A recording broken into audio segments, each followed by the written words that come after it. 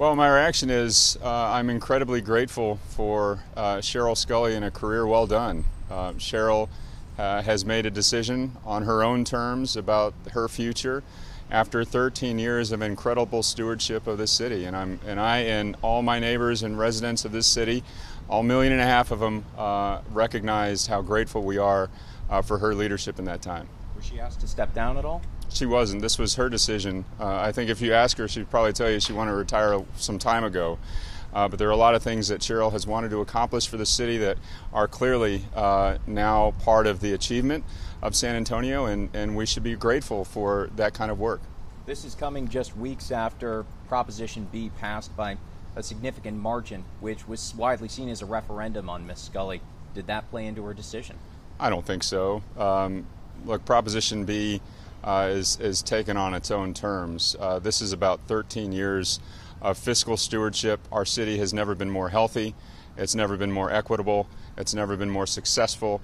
It's the best run city in America, and that's due in part because of Sheryl Sculley and the team she's assembled that have delivered the city services that our residents have depended on for so long. I think a lot of us have. Amendments in place, how difficult is it going to be to find a replacement that's at the same level as Sheryl Sculley, since she's so high up? Well, and I told Sheryl this when she told me. She has many strengths as a city manager. Being a city manager, let's get this straight, is a very tough job. You got to make tough decisions every single day. You got to make controversial decisions every single day with one measure: what's in the best interest of the city and keeping us moving forward.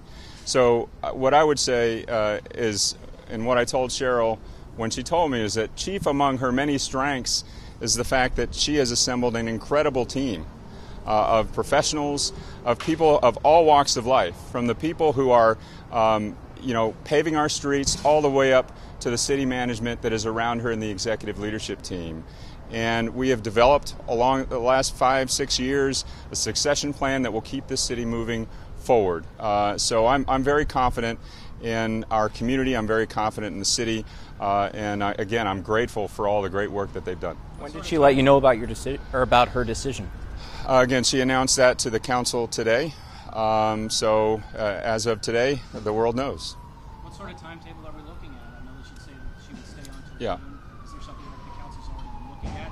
If she has been saying for the past 2 years that she's looking to retire, councils had presumably already been looking for people to replace her. Well, no, I think that's probably a conversation she's had with herself. Today, she's announced her retirement. She, again, has graciously agreed to stay with us through a transition to the next city manager up until June 30th. So, I expect that process will take place very soon.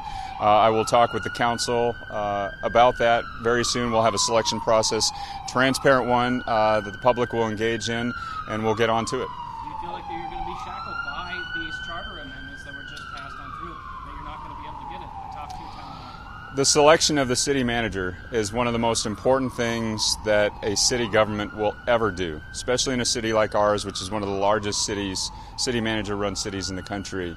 The one guiding thing that will be part of this process is who will be the best city manager to move our city forward in the coming years. That is what will guide the process, not anything else. Would Prop B have affected Sheryl Sculley at all if you had to renegotiate or anything like that?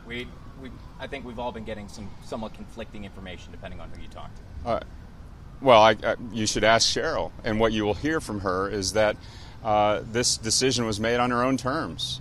She's been here for 13 years of excellent leadership. She's had some things she wanted to get accomplished, but she also has a life to live, and she's chosen what the next steps of her future will be, and we respect that, and we're grateful for the service she gave to the city. I referred more to the actual terms of her contract. Would Prop B have affected her if you had had to renegotiate? Oh, legally? Yes. Would that have affected her at all? Proposition B didn't affect any contracts that were currently in place when it was passed. But if she renegotiated, it would have?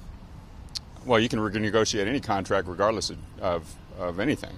But yeah, Proposition B did not affect the current contract that was in place. Yes, sir. What skills are you looking for in the new city manager? Well, again, somebody who has incredible, fiscal stewardship, fiscal experience, understanding of how the city operations work, you know, an understanding of how the city of San Antonio operates. Look, this person manages all of the resources, all of the public resources that are provided to provide for police and fire services, park services, libraries, infrastructure maintenance, your streets, your sidewalks. It's a very difficult position.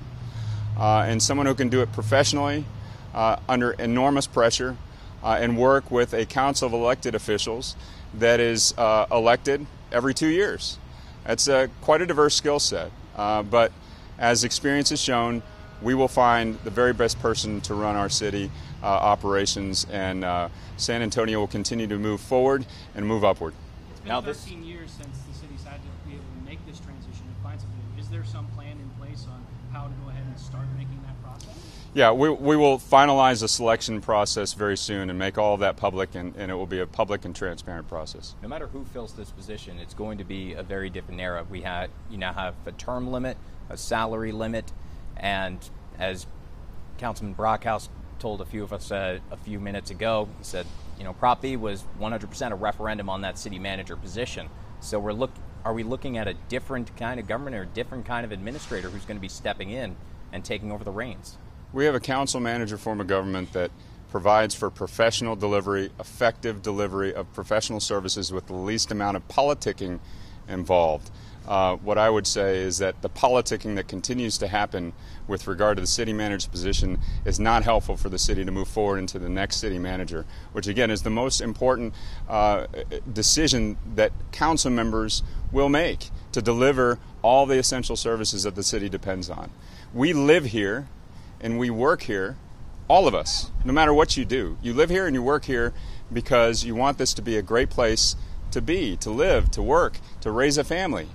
The city manager is a critical ingredient into making that happen. So we want to be deliberate, we want to be thoughtful, and we don't want to put politics into it. And anyone who does that ought to be shown the door. Thanks, guys. When she's going to talk to us, to the press? I'm sorry? When is she going to speak in the media? Do you know? I'm sure she'll set up an appointment. My understanding is she's already done several interviews today, but I would call her scheduler. Okay. Yeah. Thank you, sir. Thank you. Yeah, thanks, guys.